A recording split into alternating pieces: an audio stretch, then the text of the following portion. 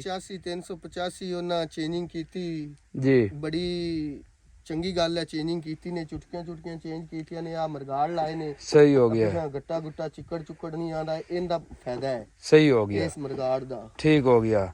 ਉਹਨਾਂ ਦੇ ਨਾਲ ਮੋਬਾਈਲ ਵਾਸਤੇ ਇੱਕ ਪਾਕਟ ਨਾਲ ਲਾਈ ਹੈ ਮੋਬਾਈਲ ਚਾਰਜ। ਉਹਨਾਂ ਬਿਲਕੁਲ ਲਾਇਆ ਅੱਗੇ ਤੇ ਉਹ ਸਹੀ ਕੀਤਾ ਹੈ। ਉਹ ਬਿਲਕੁਲ ਸਹੀ ਕੀਤਾ ਨੇ, ਆਦਾ ਮੋਬਾਈਲ ਚਾਰਜ ਕਰ ਸਕਦੇ ਨੇ। ਠੀਕ ਹੋ ਗਿਆ ਡਰਾਈਵਰ ਭਾਈ। ਸਹੀ। ਦੂਸਰਾ ਜਿਹੜਾ ਨਾ 85 ਵਿੱਚ ਥੋੜੀ ਜੀ ਚੇਂਜਿੰਗ ਹੋਰ ਹੋਣੀ ਚਾਹੀਦੀ, ਲਿਫਟੋਮੈਟਿਕ ਹਾਈਡ੍ਰੋਲਿਕ ਵਾਲੀ। ਲਿਫਟੋਮੈਟਿਕ ਹਾਈਡ੍ਰੋਲਿਕ ਹੀ ਕਿਉਂ ਤੁਸੀਂ ਆਂਦੇ ਨੇ, ਕਿਉਂ ਇਹਦੇ ਮਗਰ ਪਿੱਛੇ ਪੈ ਗਏ? ਕਿਉਂਕਿ ਉਹ ਡਰਾਈਵਰਾਂ ਨੂੰ ਸਾਨੂੰ ਆਸਾਨੀ ਬੜੀ ਹੁੰਦੀ। ਅੱਛਾ। ਇਸ ਵਜ੍ਹਾ ਤੋਂ ਸਹੂਲਤ ਹੁੰਦੀ ਬੜੀ। ਸਹੀ। ਸਾਨੂੰ ਜਿਹੜਾ ਨਾ ਹੱਥ ਨਹੀਂ ਮਾਰਨਾ ਪੈਂਦਾ। ਹਾਂ। ਜਿੱਥੇ ਐਡਜਸਟ ਕਰ ਦਿਓ ਉੱਥੇ ਫਿਰ ਸੈਟਿੰਗ ਹੋ ਜਾਂਦੀ।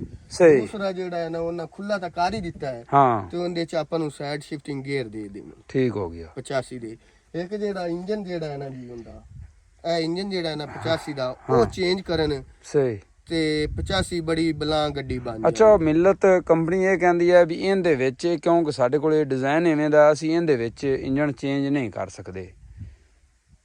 ਇਹ ਤਾਂ ਬੜਾ ਕੰਮ ਖਰਾਬ ਹੈ। ਇੰਜਨ ਇਹਨਾਂ ਨੂੰ ਇਹ CRD ਵਾਲਾ ਲਿਆਉਣਾ ਚਾਹੀਦਾ ਇੰਪੋਰਟ ਕਰਤੇ। ਇਹ ਨਹੀਂ ਕਿ ਤੁਸੀਂ ਕਹਿੰਦੇ ਉਹ ਮਾਡਲ ਹੀ ਕੋਈ ਨਵਾਂ ਬਣਾ ਲੈਣ, ਮਾਡਲ ਨਵਾਂ ਬਣਾ 385 ਦੇ ਬਜਾਏ 485 ਚ ਕਰਨ। ਬਿਲਕੁਲ 485 ਕਰ ਦਿਓ। ਹਾਂਜੀ, 4 ਵਾਲੇ ਸੀਰੀਅਲ ਵਿੱਚ ਵੜ ਜਾਵਣ ਨਾ, 3 ਦੇ ਵਿੱਚ ਤਾਂ ਆਪਾਂ ਸਹਿਜ ਸਾਰੇ ਟਰੈਕਟਰ ਕੱਢੇ ਨੇ, ਕੋਈ ਨਾਕਾਮ ਕੀਤੇ ਨੇ, ਕੁਝ ਚੰਗੇ ਹੋ ਗਏ। ਕਰਦਾ ਤੇ ਇਹਨੂੰ ਇਹ ਲੈ ਕੇ ਆਗਾ ਚੱਲਣ। ਸਹੀ। ਸਾਈਡ ਸ਼ਿਫਟਿੰਗ ਗੇਅਰ ਕਰਨ, ਇੰਜਨ ਜਿਹੜਾ ਹੈ ਨਾ ਉਹ CRD ਦਾ ਕਰ ਦੇਵਣ। ਹਾਂ। ਬਾਹਰੋਂ ਮੰਗਵਾ ਲਵਣ, ਤੁਰਕੀ ਵਾਲਿਆਂ ਕੋਲ ਮੰਗਵਾ ਲਵਣ ਜਾਂ ਇਟਲੀ ਵਾਲਿਆਂ ਕੋਲ ਮੰਗਵਾ ਲਵਣ। ਸਹੀ ਹੋ ਗਿਆ। ਜਿਵੇਂ ਫੀਟ ਦਾ ਇੰਜਨ ਪਾਏਦਾਰ ਹੈ, ਇਵੇਂ ਇਸੇ ਤਰ੍ਹਾਂ ਜਿਹੜਾ ਨਾ 85 ਵਾਲੇ ਵੀ ਆਦਾ ਜਿਹੜਾ ਨਾ ਇੱਕ ਮਿਆਰ ਬਣਾਵਣ। ਠੀਕ ਹੋ ਗਿਆ। ਹਾਂਜੀ। ਤੇ ਲਿਫਟੋਮੈਟਿਕ ਖੈਰ 850 ਨਿਊਜ਼ੀਲੈਂਡ ਵਿੱਚ ਤਾਂ ਆ ਹੀ ਗਿਆ। ਹੁਣ ਇਹਨਾਂ ਨੂੰ ਚਾਹੀਦਾ ਵੀ ਮੈਂ ਆਣਾ ਹਿੰਮਤ ਕਰਨ, ਕੋਈ ਕੰਪਨੀ ਦਾ ਹਿੰਮਤ ਕਰੇ ਤੇ ਪਾਕਿਸਤਾਨ ਦੇ ਵਿੱਚ ਹਾਈ ਲੋ ਮੀਡੀਅਮ ਗੇਅਰ ਵੀ ਦੇਵੇ। ਬਿਲਕੁਲ ਗੇਅਰ ਦੀ ਟਰਾਂਸਮਿਸ਼ਨ ਬਿਲਕੁਲ ਚੇਂਜ ਕਰਨੀ ਚਾਹੀਦੀ। ਹਾਈ ਲੋ ਮੀਡੀਅਮ ਆਮਨੇ ਚਾਹੀਦੇ ਨੇ ਇਹਦੇ 85 ਵਿੱਚ। ਸਹੀ। ਏਡੀ ਵੱਡੀ ਗੱਡੀ ਹੈ, 85 ਹਾਰਸ ਪਾਵਰ ਹੈ, ਬੜਾ ਅੱਛਾ ਟਰੈਕਟਰ ਹੈ। ਸਹੀ।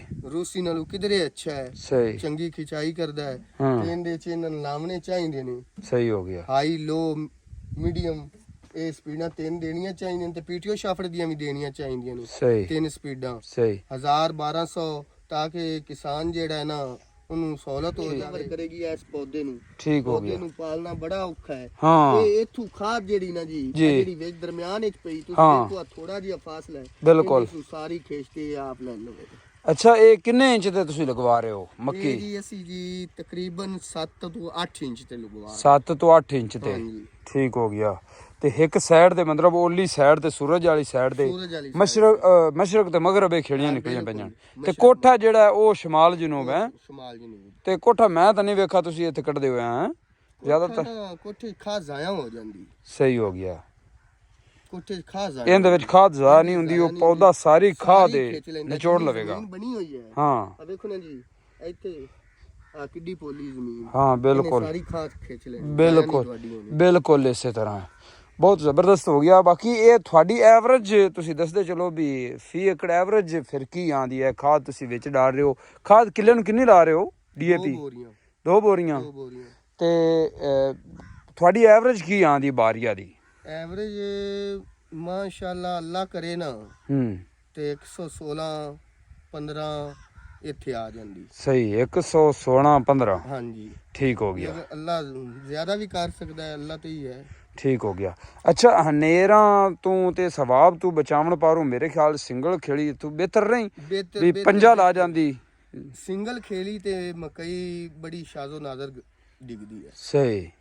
ਜਿੰਨਾ ਤੋਂ ਵੇਖਿਆ ਹੈ ਨਾ ਕੋਠਿਆਂ ਤੇ ਜ਼ਿਆਦਾ ਡਿੱਗਦੀ। ਕੋਠੇ ਤੇ ਜ਼ਿਆਦਾ ਡਿੱਗਦੀ ਹੈ ਕਿਉਂਕਿ ਸਿੰਗਲ ਖੇੜੀ ਤੇ ਜਦੋਂ ਪੌਦਾ ਵੱਡਾ ਹੋ ਜਾਂਦਾ ਆਪਾਂ ਪਾਣੀ ਥੋੜਾ ਜਿਹਾ ਜਦੋਂ ਬਾਹਰ ਤੇ ਲਾਣੇ ਆ ਸਾਰੀ ਖੇੜੀ ਯਕ ਜਾਨ ਹੋ ਜਾਂਦੀ ਹੈ ਤੇ ਮਜ਼ਬੂਤ ਹੋ ਜਾਂਦਾ ਹੁੰਦਾ ਤਣਾ। ਬਿਲਕੁਲ ਮਜ਼ਬੂਤ ਜੜ ਮਜ਼ਬੂਤ ਹੋ ਜਾਂਦੀ ਤੇ ਤਾਂ ਕੋਲ ਪੌਦਾ ਡਿੱਗਦਾ ਨਹੀਂ ਹੈਗਾ। ਖਾਦ ਬੀਜ ਦਾ ਮੈਂ ਇਹ ਗੱਲ ਕਰ ਰਿਹਾ ਸੀ, ਇਹ ਅਰਜ਼ ਕਰ ਰਿਹਾ ਸੀ ਜੀ ਇਹ ਕੰਪਨੀਆਂ ਨੂੰ ਵੀ ਬੀਜ ਚੰਗੇ ਦੇਵਣ। ਜ਼ਿਮੀਦਾਰ ਅੱਗੇ ਕਮਜ਼ੋਰ ਹੋ ਚੁੱਕਾ ਹੈ, ਬੜੇ ਟਫ ਜਿਹੜਾ ਹੈ ਨਾ ਹਾਲਾਤ ਜਾ ਰਹੇ ਨੇ ਤੇ ਇਹ ਜਿਹੜਾ ਹੈ ਨਾ ਵੀ 2 ਨੰਬਰ ਤੋਂ ਜਿਹੜਾ ਨਾ ਬਰੇਜ਼ ਕਰਨ ਕਿਸਾਨ ਤਾਂ ਪਹਿਲੇ ਹੀ ਡੁੱਬ ਚੁੱਕਾ ਹੈ। ਸਹੀ ਗੱਲ ਹੈ। ਦਾਈਆਂ ਦਾ ਸੀਜ਼ਨ ਵੀ ਨਹੀਂ ਲੱਗਾ, ਕਣਕਾਂ ਦਾ ਵੀ ਨਹੀਂ ਲੱਗਾ ਤੇ ਬੜੀ ਪਰੇਸ਼ਾਨੀ ਉਹਨੂੰ।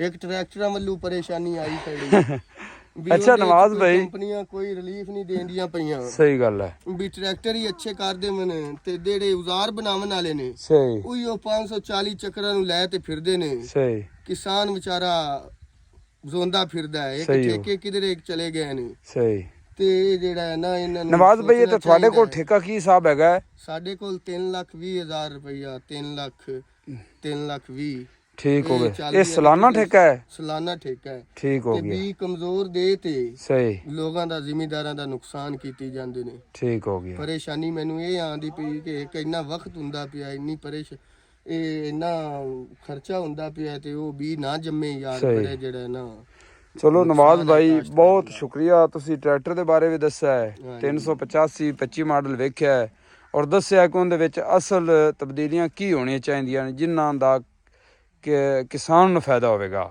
ਤੇ ਬਾਕੀ ਇਹ ਵੀ ਦੱਸਿਆ ਵੀ ਤੁਸੀਂ ਬੀਜ ਕਿਹੜਾ ਲਾ ਰਹੇ ਹੋ ਕਿਸ ਤਰੀਕੇ ਨਾਲ ਮੱਕੀ ਲਾਉਣੀ ਚਾਹੀਦੀ ਹੈ ਔਰ ਉਹਦਾ ਫਾਇਦਾ ਕੀ ਹੋਏਗਾ ਬਣਾਉਣ ਵਾਲਿਆਂ ਨੂੰ ਚਾਹੀਦਾ ਹੈ ਕਿ 1000 ਚੱਕਰ ਵਾਲੇ 1200 ਚੱਕਰ ਵਾਲੇ ਸਪੀਡ ਵਾਲੇ ਰੂਟਾਵੇਟਰ ਤਿਆਰ ਕਰਨ ਅੱਛਾ ਜ਼ਰਈ ਹਾਲਾਤ ਬਣਾਉਣ ਵਾਲੇ ਜ਼ਰਈ ਹਾਲਾਤ ਵਾਲਿਆਂ ਨੂੰ ਇਹ ਪੈਗਾਮ ਹੈ ਤੇ ਜਿਹੜਾ ਮੈਸੀ ਵਾਲਿਆਂ ਨੂੰ ਇਹ ਪੈਗਾਮ ਹੈ ਕਿ ਆਦਾ ਇੰਜਨ ਠੀਕ ਕਰਨ ਸਹੀ ਸਾਈਡ ਸ਼ਿਫਟਿੰਗ ਗੇਅਰ ਦੇਣ ਬਹੁਤ ਜ਼ਬਰਦਸਤ ਹੈ ਦੋਸਤੋ ਇਸ ਪੈਗਾਮ ਦੇ ਨਾਲ ਮੈਨੂੰ ਦਿਓ ਇਜਾਜ਼ਤ ਕਮੈਂਟ ਸੈਕਸ਼ਨ ਵਿੱਚ ਦੱਸਣਾ ਹੈ ਕਿ ਨਵਾਜ਼ ਭਾਈ ਦੀਆਂ ਇਹ ਗੱਲਾਂ ਵਾਕਿਆ ਹੀ ਸੱਚੀਆਂ ਨੇ ਕਿ ਕੰਪਨੀ ਨੂੰ ਆਪਣੇ ਟਰੈਕਟਰ ਦੇ ਵਿੱਚ ਟਰੈਕਟਰਾਂ ਵਿੱਚ ਤਬਦੀਲੀ ਕਰਨੀ ਚਾਹੀਦੀ ਬੀਜ ਸਾਨੂੰ ਅੱਛੇ ਮਿਲਣੇ ਚਾਹੀਦੇ ਨੇ ਔਜ਼ਾਰ ਜਿਹੜੇ ਨੇ ਉਹ ਸਾਨੂੰ ਅੱਛੇ ਮਿਲਣੇ ਚਾਹੀਦੇ ਨੇ ਜੇ ਅਗਰ ਕਿਸਾਨ ਨੂੰ ਅੱਗੇ ਲੈ ਤੇ ਚੱਲਣਾ ਹੈ ਪਾਕਿਸਤਾਨ ਨੂੰ ਅੱਗੇ ਲੈ ਤੇ ਚੱਲਣਾ ਹੈ ਮਿਲਦੇ ਹਾਂ ਇਨਸ਼ਾਅੱਲਾ ਅਗਲੀ ਵੀਡੀਓ ਨਾਲ ਜੀ ਅੱਲਾ ਹਾਫਿਜ਼